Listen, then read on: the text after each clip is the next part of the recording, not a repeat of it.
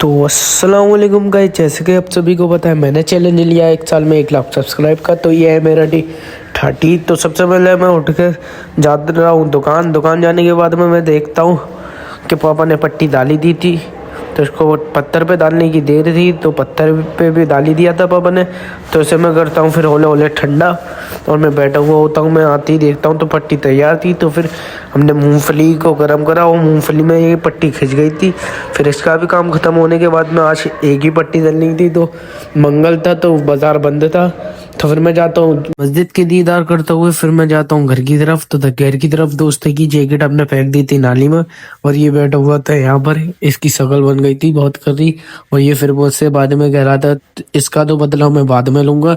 तो मैंने चल ले लियो। तो मैंने आज बहुत टाइम के बाद मैंने पतंग उड़ाई है, बहुत ज़्यादा। कम से कम 4-5 साल में अब पतंग उड़ाई होगी, कम से कम 3 साल में तो पक्का अब पतंग उड़ाई है। और वो भी दोस्त की छीनी हुई, अपने पैसों की अभी लाया नहीं। और फिर मैं जाता हूँ कबूतरों को दाना पानी देने।